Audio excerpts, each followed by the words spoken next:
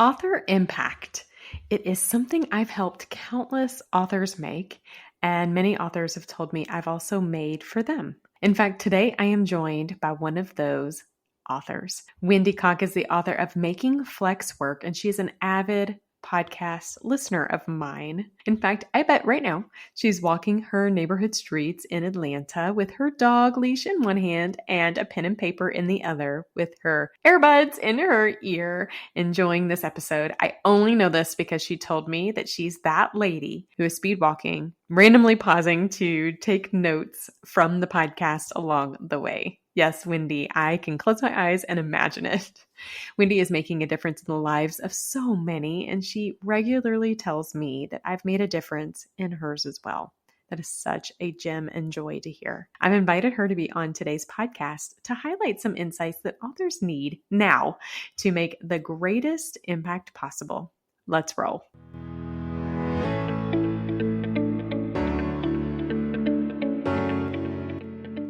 Hey, I'm Stephanie Feger, and Empower is my middle name. Well, not really, but it should be. I believe that empowered people empower people, and I'm obsessed with empowering you, the nonfiction author, with impactful marketing strategies to help you take your important message and share it with those who desperately need it and want it and will buy it. As the owner and chief strategist of the Empower PR Group and the author of 3 books myself, including my newest book, Make Your Author Impact, I have merged my love for reading books and writing books and marketing books to help nonfiction authors with laser-focused strategies and tactics to write books that sell, promote books to those who need and want them most, and build meaningful businesses from empowering messages. Think of this as your one-stop shop for marketing insights from an author who has been there, who has done that, and understands exactly where you are. So get your pens ready, and Wendy, I'm talking about you, because I'm ready to empower you. This is the Empowered Author Podcast.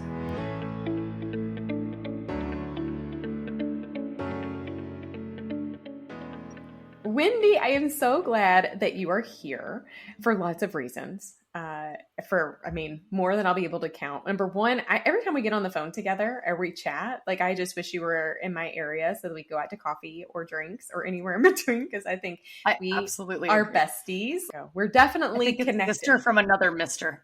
Sister from another mister. And it so happens we're from another city, state, around the world. But our energies align so much. And from the first moment that I met you, I just felt the energy that you had. And at that point, you were working on bringing a book to life. And now the book is not just to life, it's out there making an impact. And we were just talking before we started recording this episode, how you have just come back from a big conference, and I saw these photos and great things are coming. So before we get too deep in, I would love for you to share with those listening today a little bit about you and about your book. Absolutely. I'm an engineer by training. So chemical engineering is my degree, and I spent 20 years in corporate America doing all things engineering, the things you were supposed to do. I started in R&D, and I worked on launching new medical devices to the world. I moved into management just like I was supposed to. And then I moved into supply chain and manufacturing and strategy. And in January of 2022, I had the opportunity to take what I am calling my first retirement.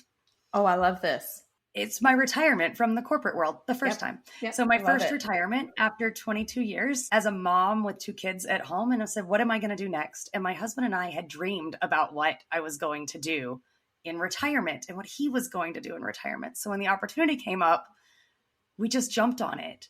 And what I knew I wanted to do was help people achieve things they didn't think were possible.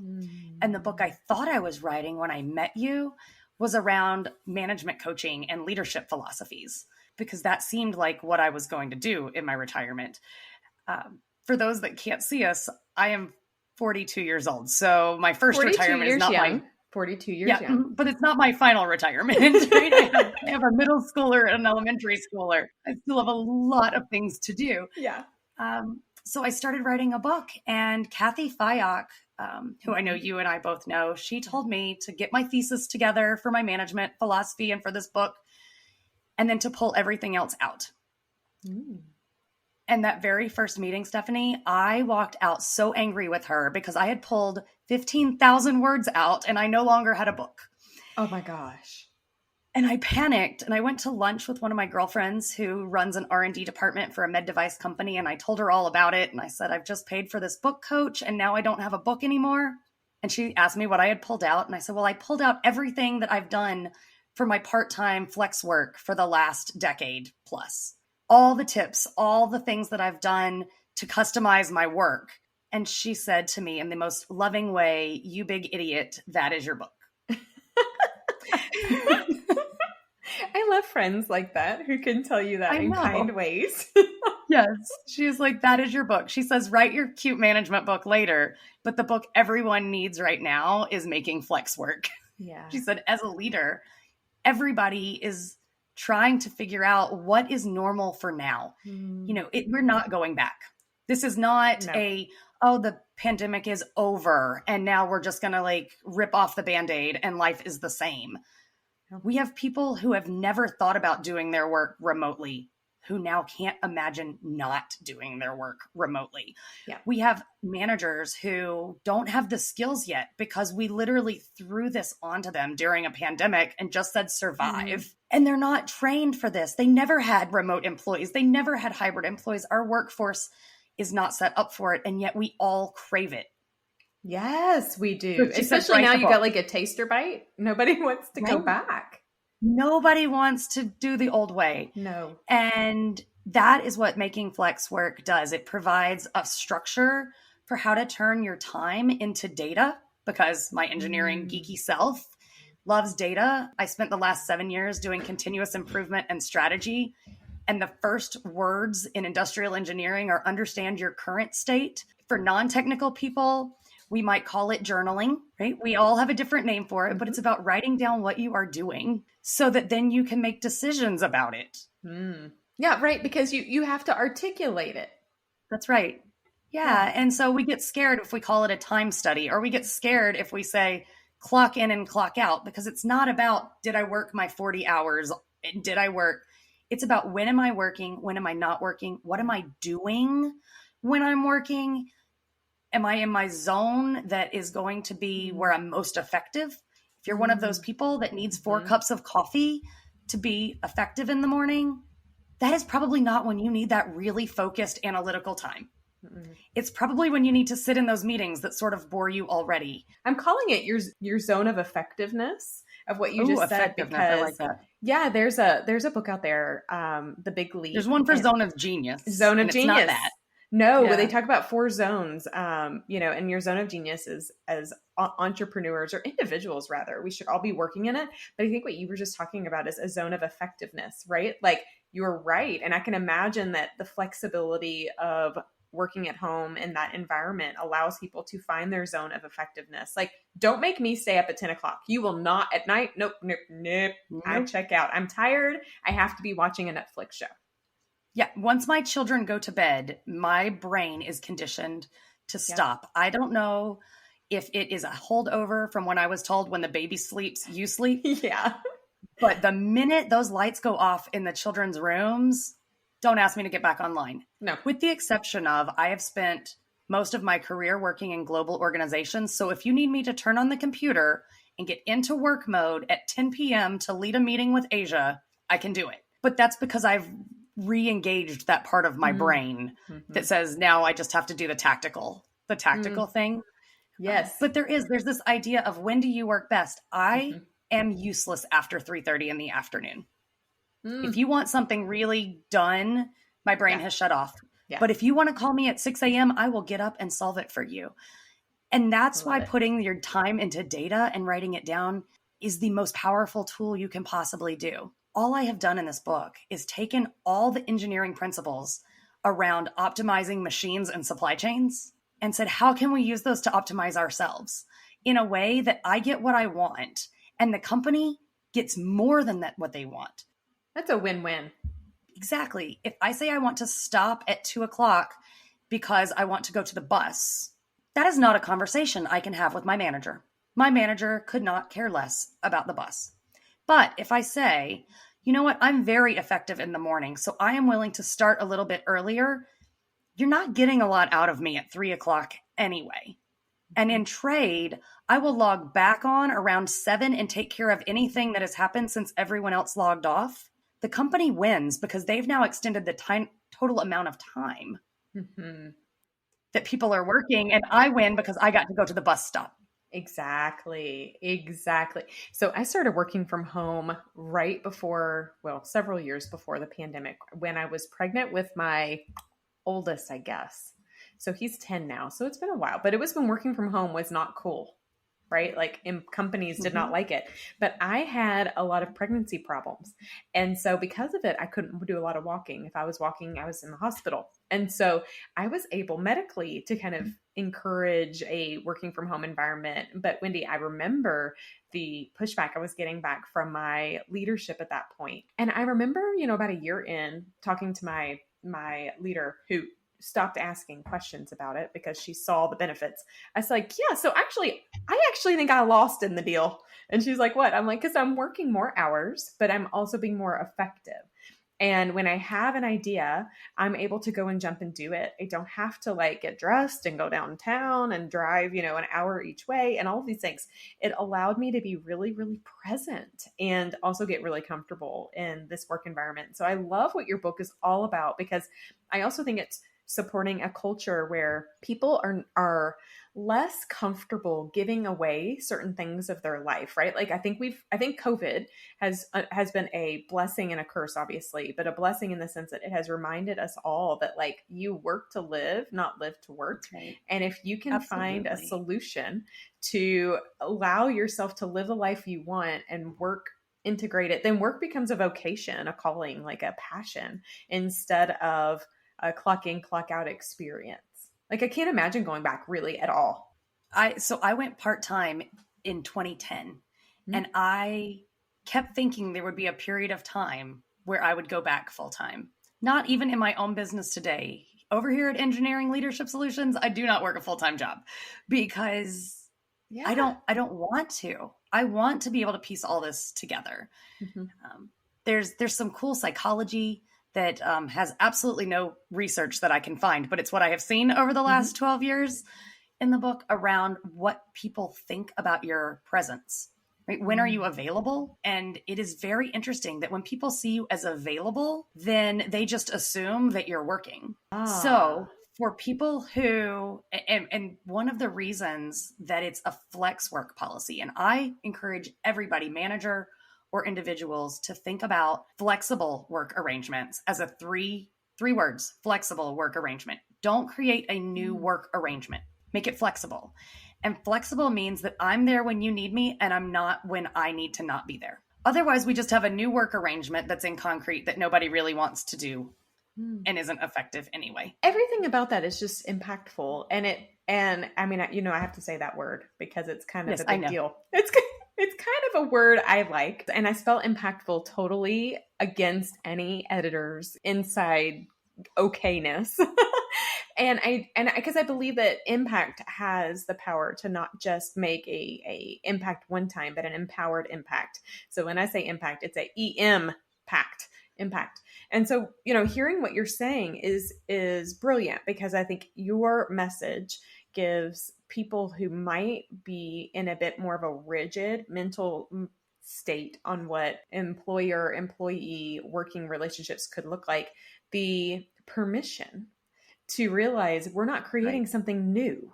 Like it doesn't have to. We're just embracing the flexible culture that people are demanding now. And the reality is when you have happy employees, you have less costs. You're able to decrease your retention rates. You're able to spend less money on hiring and firing and more on what really matters. And happy employees make happy in departments and teams, which bring happy clients, and it's a win-win on all fronts.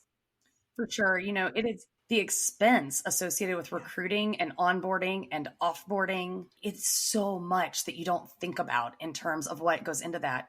More importantly, money is the easiest lever to make someone satisfied at work. It is also the least effective from a long-term standpoint. Mm. So if you have somebody who, oh, well, I'm going to give them a 5% raise, that's the easiest thing you can do. All the others take creativity, they take brain power, they take investing the time to understand what's important to that employee. But if you Yeah. do all those others, you often don't need to throw the money at them because the money isn't what's making them satisfied. It's just Mm. the thing that appeases them. Okay, I love that. And there's another author I was recently doing some work on where she talks about currency in regards to like an individual level currency. And money is obviously a form of currency, but it's really just a form of energy, right? It's an Mhm. exchange of energy, and your own personal currency like you just acknowledged, flexibility is a part of that. Okay, so I have to tell a story. When I had my first kiddo, I was working at an organization that I valued my career growth differently. And I missed a big thing that happened at my kiddos around this time of the year. It was a Thanksgiving celebration at daycare. I thought, it'll be fine, no big deal. So I just didn't go, no big deal. It was a parent No thing, big but deal. no big deal. Next year, I decided, I'm going to make time for it, and I went to the daycare's my son's Thanksgiving celebration meal, and here's what I realized. It was actually really sad, Wendy. The kids who had parents there got to go to lunch first. They got to go and eat lunch with their kids and with their parents, and they got little special things and they made cards. And the kids that didn't have parents there got to go last. I'm like, okay, this is a bigger issue. But the point of the matter was, I had prioritized something that was not a priority, right? It was a job that I became a chess piece on the chessboard of game of business movement. And I had not prioritized being visible with my children. After that happened, I remember telling my husband, okay, first of all, one of us always has to go to the Thanksgiving meal That's right. because That's right. they need to eat first. But not just that. I didn't realize the value of what it felt like for my son to see us there. But also at a bigger level, it was a reminder of what matters. And I think as authors, we have the ability to articulate in whatever it is we're doing in our own kind of knowledge and skill set, our own marketable solution. We help our readers and those are attendees at speaking events, those that we work with on a consulting basis, to identify that what is it that really matters, and how to keep what matters the thing that matters. And I think that really is the joy of what an author impact is, right? Because we have the ability to not just change a human, change a one person for you, change one individual's ability to remain in a company longer and be more satisfied, or one company's ability to see a work environment in a different way that could attract and retain people. But we have the ability to pay it. Like, it's a pay it forward ripple, right? Like the your impact on one person has the ability to be an impact on others. It just keeps going because we are able to articulate what matters first. For sure. I think one of the things that I love, having been an engineer, writing was never my dream. It wasn't Yeah. when I grow up, I'm going to write a book. Like that Me wasn't the neither, girl. plan. But being able to have a place that you can point people to that can help them without you having to be there is that impact. I can only impact so many people by myself, but through my book, I can reach people I never would have met. When I was launching the book, there was a lot of question on whether I was going to do a US launch or an international launch, right? Mhm. A lot of authors have to make that decision. Yes. And I said, US launch only, mostly because I didn't want to pay for all the other things that went along with it. Yeah. And I wasn't sure that it was going to be valuable. Right. And in the first 60 days, I have sold in 4 different continents That's amazing. because people are sharing the book. Yes. Yes. So I never would have reached somebody in Brazil. No. I don't even know anybody that lives in Brazil, and yet they're buying the book. That's awesome. I remember when I first looked and noticed that this particular podcast has reached in every continent outside of Antarctica, but nobody lives there, so that doesn't count. And I thought, really? Like, wow, I can't imagine there's no other way that, outside of a book or like there's very few ways you can make a reach. And there are other people who need what you have to share. So like, don't hold it, don't hoard it. I call that selfish, Wendy. You must share it. It is. It is selfish. Yeah. And it's selfish on lots of levels. If you have something that is good enough to make an impact in your own life. And of course, the tools that I have in the book are things I've been sharing with people in my network for a decade. Yeah. It was easy to write the book because I already knew all of the content. Yep. I already had the system. I already knew how we were going to do this. But why would I say you have to know me in order to get that? I feel the same way. And I think that's why I opted to write my latest book, Make Your Author Impact, because I know that there's only so many hours in the day. And it makes me really sad, Wendy, because I sure have asked God if he could give us more. And he doesn't listen some days. Like, no, there's he has other plans. He has other plans. Exactly. Like you writing a book. Like writing, exactly. And so when I pulled it together, I realized it would be selfish if I didn't allow other people to leverage the message and the strategy and the insights that I feel like over the years I've been able to capture and utilize, both just in marketing and communications in general, but in writing a book and how it all kind of merges together. So I have to share with those listening or watching today. There is something you said to me that was just literally, I don't know that I told you, oh my gosh, it was so sweet, but I think I cried that night after you wrote it. It's just proof of also the power of how we should pour into one another, because you never know when someone needs to hear something. But as you know, writing a book is no small feat. It is exhausting and overwhelming and vulnerable. And even if you've done it several times, it's a big undertaking. And right when Make Your Author Impact was coming out, I had posted about it, and you made a comment on a social post, and you were like, Stephanie, if you ever need a reminder of how you are making your author impact, call me. Like, you have made such an impact in my own life. And I just sat there, I'm like, mic drop, I'm closing the computer, I'm walking away. There's somebody who has found, all of the hard work worth it. And so I have to, like, when I was thinking about sharing some beautiful stories of author impact, I obviously was like, Wendy, you're the first one. You have to come. You have to share. Call me. You have to, because not only have I been able to observe how you're making an impact with other people, but you have been so supportive of my own journey of helping authors make impact. So much so that in preparation, you just shared with me, Stephanie, I've made a list of some of the things. So I would love for you to share with those people who might be listening today. What are some things, maybe some words of wisdom or insights, or I know you're a big podcast listener of mine, that has helped you as you've been navigating your author journey? Yeah, so I did make a list, and I'm going to have to read the list. I love it. If you haven't listened to other episodes, like if your listeners today have not listened to other episodes of the podcast, I can tell them which are the best, because I have listened to all of them in super fangirl style. I love it. What you don't know, Stephanie, is you have been the voice that has navigated me through this entire process. I don't know any authors. I found your podcast through Kathy. If you ever think you are being selfish, remember that my entire book has been published because you gave away all of this amazing information on your podcast.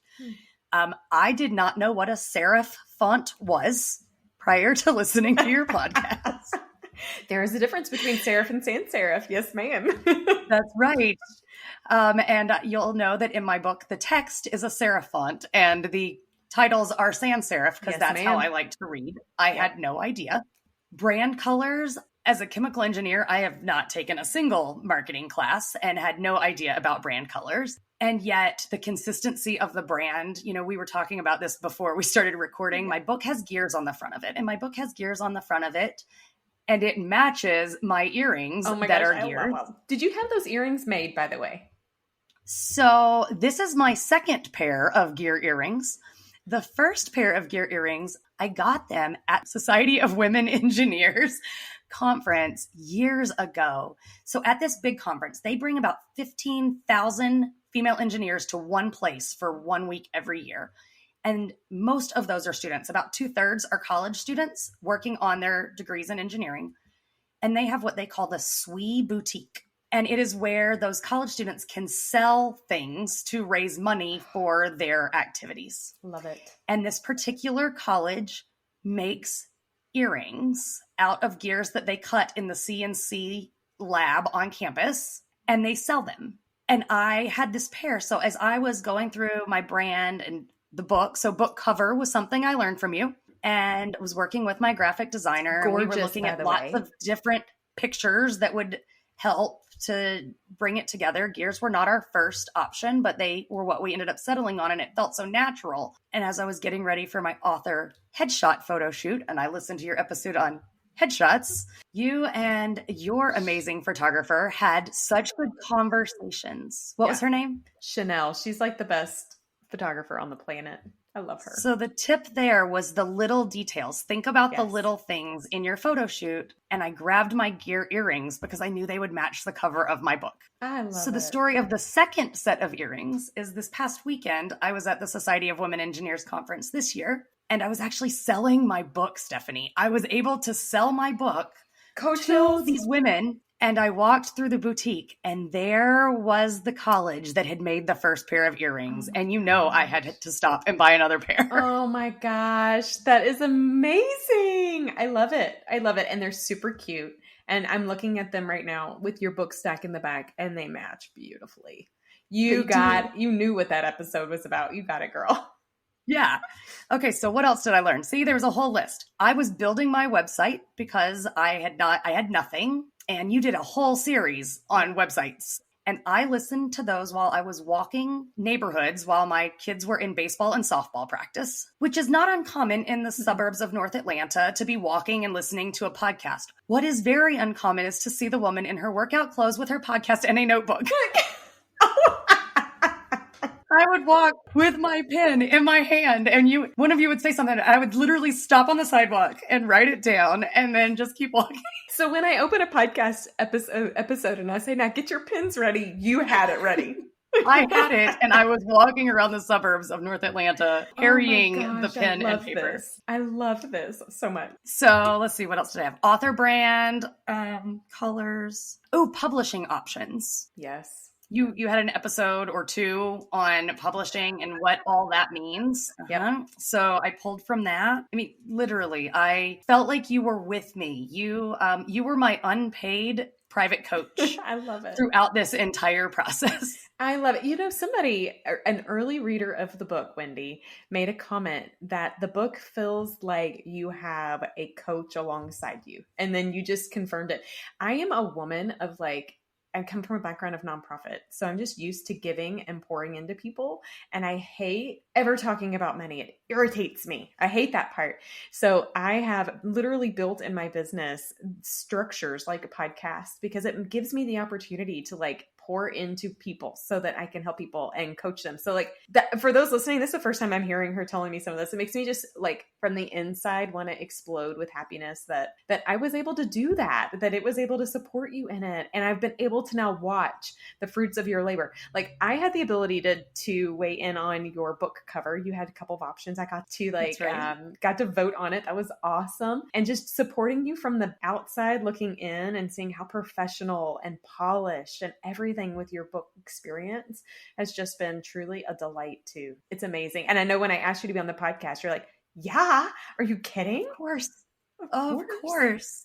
Well, if you could give an author that's listening today a single piece of advice, one thing that they should do right now, wherever they are in their journey, based on what you've learned, based on what you've listened to, based on what you've experienced personally and everywhere in between, what is something you would tell an author? You mean other than go back and listen to every episode of this particular podcast? I mean, that's a good piece of advice, but yes. That is my first piece of advice. Go back and listen to everything that you have missed if you're just jumping in now. No, I would say find some people to surround yourself with that will tell you when your imposter syndrome is coming out. Because I feel very confident in my technical ability. I have years of doing my corporate work. I feel very little imposter syndrome when you put me in front of a broken process. And yet every bit of it came out over the last 9 months as I wrote, edited, published, and launched a book, including feeling I've sold in less than 2 months. I've sold over 800 copies. It's amazing. Which is huge to me. I don't know if that's huge or not, but to me, are you kidding? Huge. Are you kidding? It's massive, Wendy. Massive. Do you hear my imposter coming back out right there? Yeah, right? I can't even embrace that that's a huge number. I was walking around at this conference and had to catch myself saying, it's okay to say, I just published a book. Would you like to buy one? Because it still feels so vulnerable. So if it's so alone, you have got to find yourself a group of people, one, that are going to be honest. So if it's garbage, they should tell you ahead of time. If they are not willing to tell you something is garbage,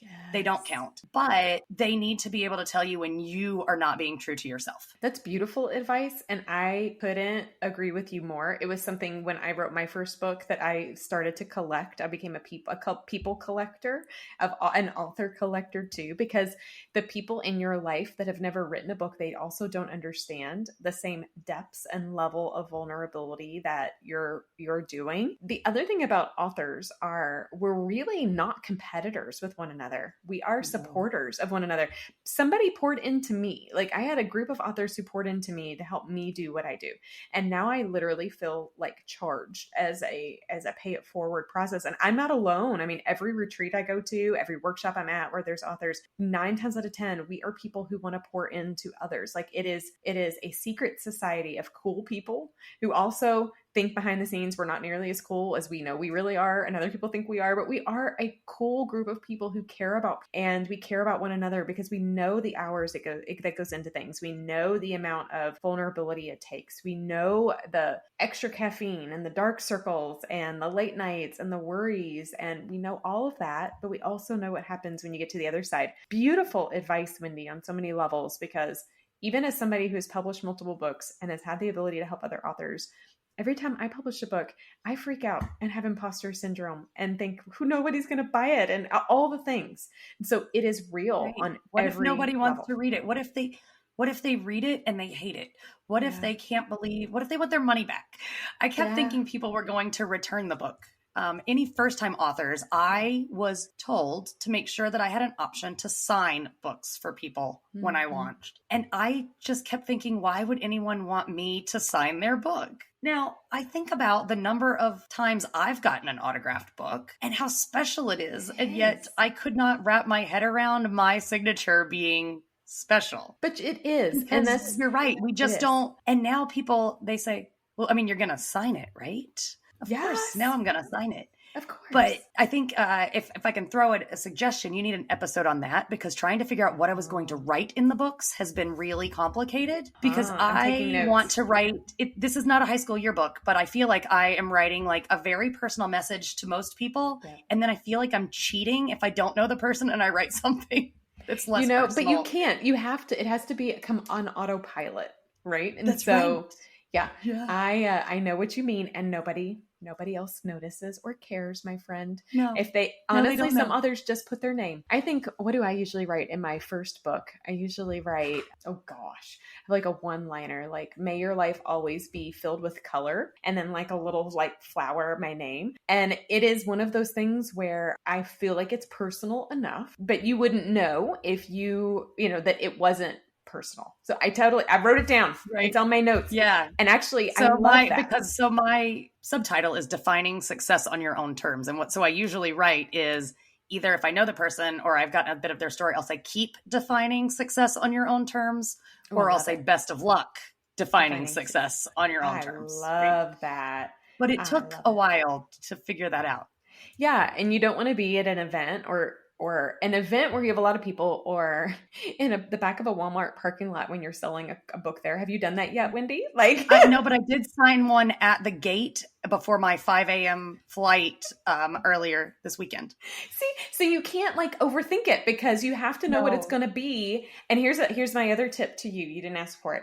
Get a pen in your color, your brand. I have color. One. Do you? Okay, my favorite are the paper. I've been listening to all of your podcasts. Of course I have a pen in my brand color. I love it. Well, if those listening, my favorite pens that I have found that don't bleed through paper are, you can get them at Michael's, and you can get them individually at Michael's, like with their own pick, that way you don't have to buy all the colors. But I like the Paper Mate, and they have different colors, and they're gel, Ink Joy gel. My favorites. Mine is in my car right now because I just got back from a trip, but it might be that brand. The one I have is teal, and it matches the cover of my book. I also have an ultra fine tip Sharpie in teal because I have my bookmarks. I did not think about this. They are shiny. And if I want to write something on them, that Mhm. Papermate pen does not work. Nope. But the fine tip Sharpie, ultra fine tip But they Sharpie does do. work. See, it's the little things. Well, I am putting in a request for a signed copy, Wendy. I would like Of I would course. like to buy a signed copy of your book. I pride myself on all of the books in my bookshelf of signed copies of authors I've been able to make an impact with. It is such a joy having you here. And I also love that you're giving me ideas for future episodes. So don't stop giving me those. I love hearing from podcast listeners on exactly the types of things and marketing insights that you're interested in and that you'd like to learn more about, and how you're making an author impact. But it also is awesome to hear how I've been able to be a part of that process with you too. Wendy, thank you so much for being on the podcast, for sharing your story, and for just being an all around awesome human. You were like empowering people in ways you will never be able to qualify, quantify, or touch. And it means a lot to me. I know it means a lot to your readers as well. Well, thank you for that. And thank you for being a part of the journey, even, just virtually in my ear. I love it. I love it.